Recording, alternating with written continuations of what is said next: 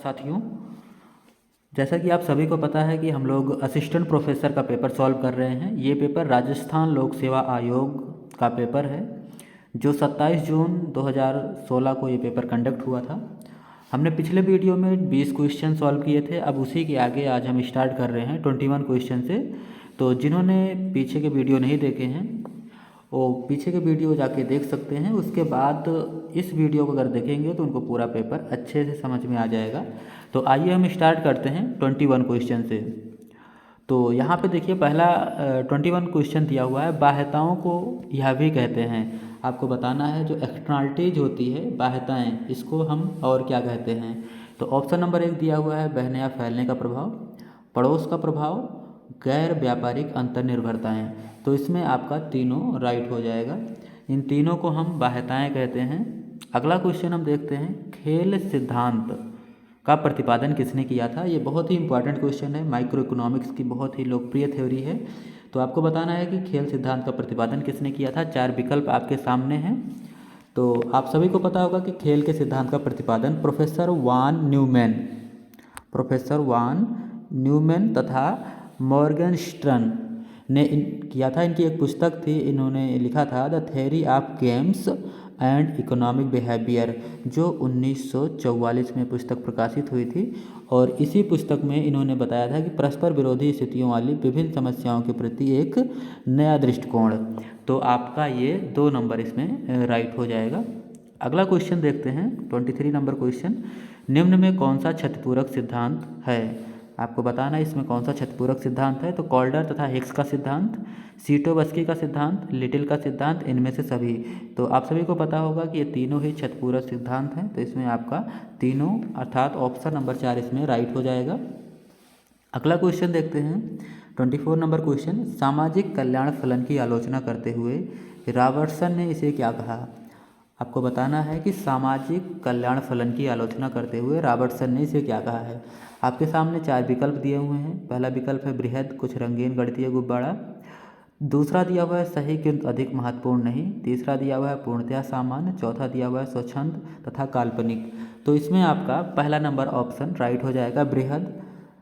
यहाँ पे आपका पहला ऑप्शन राइट हो जाएगा, बृहद कुछ रंगीन गणितीय गुब्बारा, ऑप्शन नंबर 1 राइट हो जाएगा। तो इसके बारे में थोड़ा सा हम देख लेते हैं कि सामाजिक कल्याण फलन की आलोचना करते हुए रॉबर्टसन ने सामाजिक कल्याण फलन को बृहद कुछ रंगीन गणितीय गुब्बारा कहा है। और प्रोफेसर वर्गसन ने सर्वप्रथम अपने लेख a reformulation of certain aspect of welfare economics में सामाजिक कल्याण फलन का प्रतिपादन किया और बाद में सैमुअल्सन, टिंटर तथा एरो ने सिद्धांत का विकास किया था। तो ये सामाजिक कल्याण फलन वर्गसन ने सर्वप्रथम इसको पहले बताया था। इनका एक लेख आया था a reformulation of certain aspect of welfare economics, उसी में जो है सामाजिक कल्याण फलन का प्रतिपादन किया था। अगला क्वेश्चन देखते हैं 25 नंबर क्वेश्चन, नव कल्याण अर्थशास्त्र को यह भी कहते हैं। तो नव कल्याण अर्थशास्त्र को क्या कहते हैं। तो नव कल्याण अर्थशास्त्र को क्षतिपूरक कल्याण सिद्धांत भी कहते हैं। तो आपका इसमें ऑप्शन नंबर 2 राइट हो जाएगा। आपको पता है कि हिक्स, कॉल्डर तथा सीटोवस्की ने क्षतिपूरक मापदंड की प्रस्थापना की थी और इसे नव कल्याण अर्थशास्त्र भी कहते हैं। विभिन्न क्षतिपूर्ति मापदंड निम्नलिखित मान्यताओं पर आधारित हैं।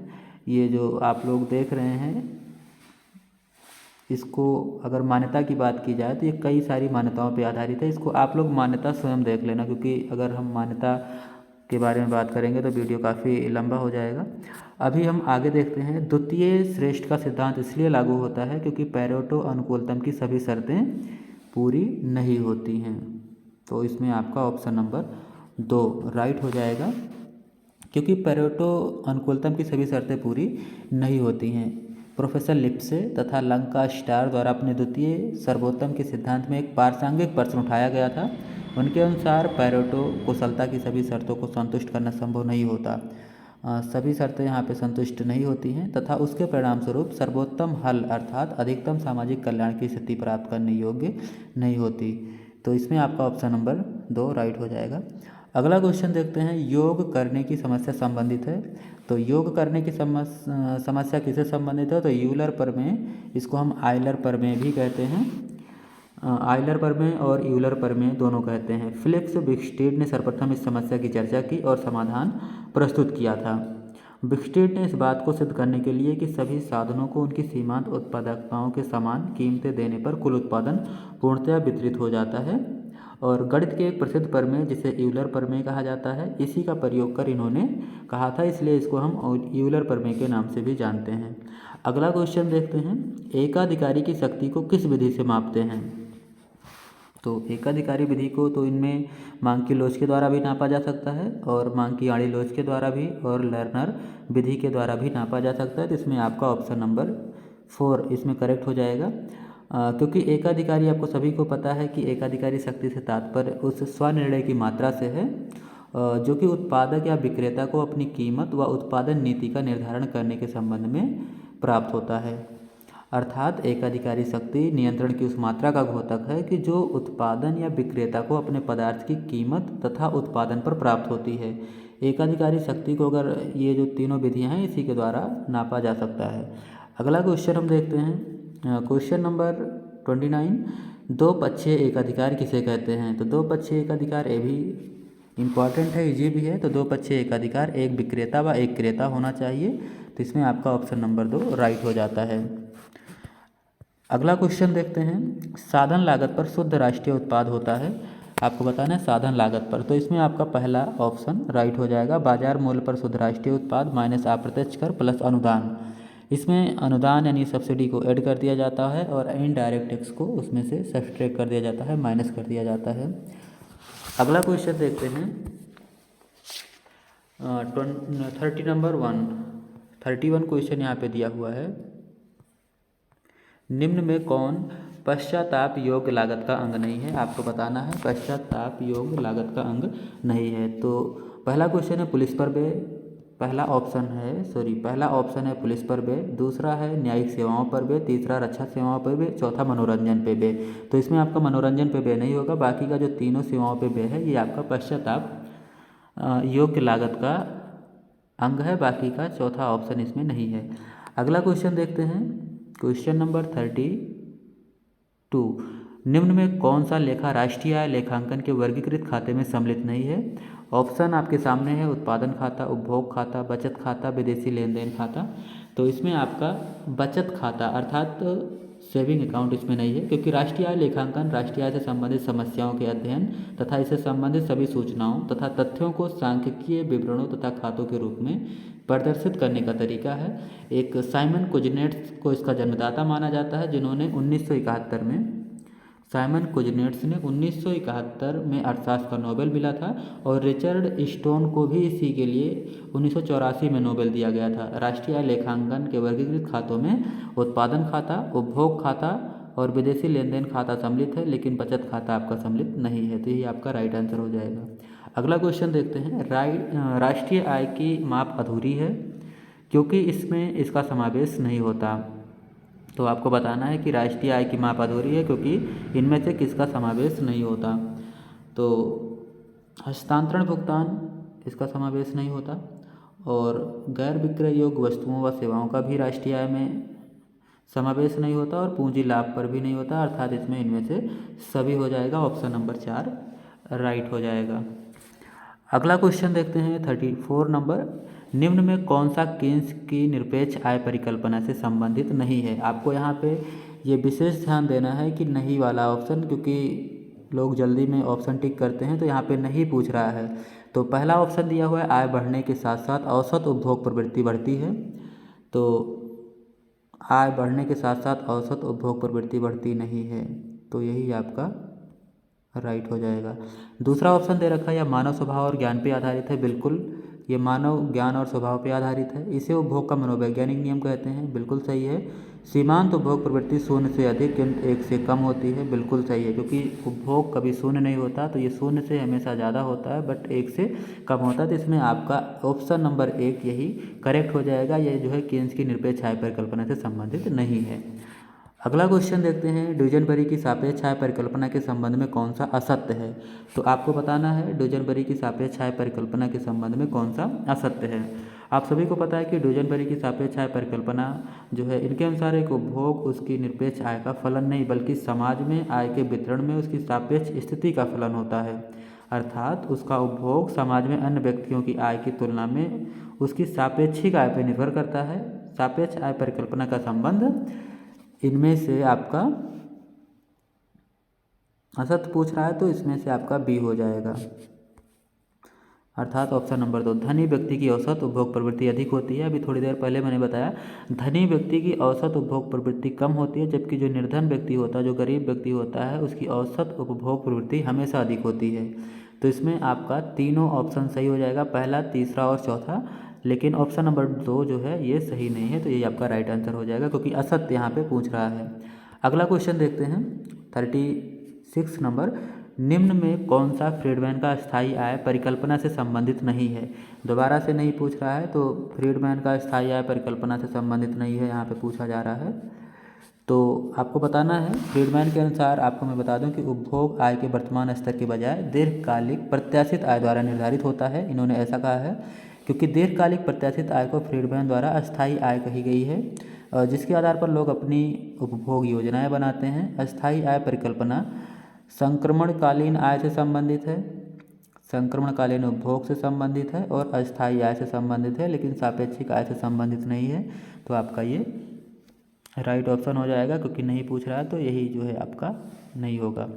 अगला क्वेश्चन देखते हैं 37 नंबर क्वेश्चन। जीवन अवधि सिद्धांत के अनुसार जीवन के आरंभ में एक व्यक्ति की औसत आय होती है सापेक्ष रूप से कम, सापेक्ष रूप से अधिक, निरपेक्ष रूप से कम, निरपेक्ष रूप से अधिक।